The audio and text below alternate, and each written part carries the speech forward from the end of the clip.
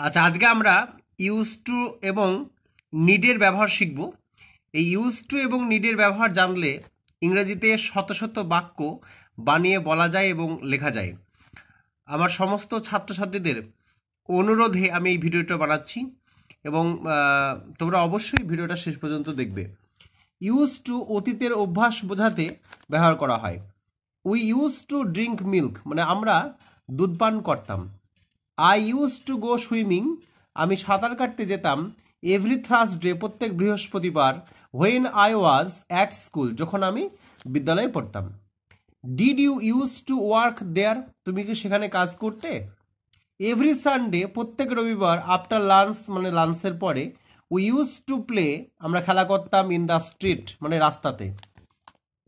Every Sunday after lunch, প্রত্যেক রবিবার লাঞ্চের পরে। We use to play in the street, আমরা রাস্তায় খেলা করতাম। He use to work at a book store, সে বইয়ের দোকানে কাজ করত। Use to work at a book book store. We use to collect comic books, আমরা হাসির বই কালেক্ট বা জোগাড় করতাম। I use to study Spanish, আমরা স্প্যানিশ ভাষা পড়তাম। When I was in high school, যখন আমরা হাই স্কুলে ছিলাম।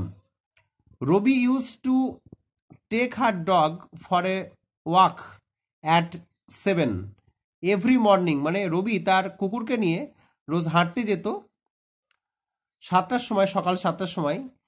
নাও হি হ্যাজ এ ক্যাট, এখন তার একটা বিড়াল রয়েছে। মানে আগে যেত অভ্যাস ছিল কুকুর নিয়ে হাঁটতে যাওয়া 7টার সময়, বর্তমানে তার একটি বিড়াল রয়েছে। এরপর আমরা নিডের ব্যবহার শিখব। নিডের ব্যবহার, নিড প্রয়োজন অর্থে ব্যবহার করা হয়। Need I speak to him, আমার কি তার সাথে কথা বলা দরকার? Need I wait for an hour, আমার কি 1 ঘন্টা অপেক্ষা করা দরকার? আই নিড এ পেন, আমার একটা পেনের দরকার। No one need read this, কারোর এটা পড়া প্রয়োজন নেই। ইউ নিড নট স্পেন্ড মানে এখানে খরচ করা। এ লট অফ মানি, প্রচুর টাকা। অন প্রেজেন্ট, মানে প্রেজেন্ট মানে গিফটের কথা বলা হচ্ছে এখানে, যে তোমার এই গিফটের উপরে প্রচুর টাকা পয়সা খরচ করা দরকার নেই। ইউ নিড নট স্পেন্ড, আচ্ছা এটা প্রয়োজন নেই অর্থে ব্যবহার করা হয়েছে, ঠিক আছে। You need not spend a lot of money on present.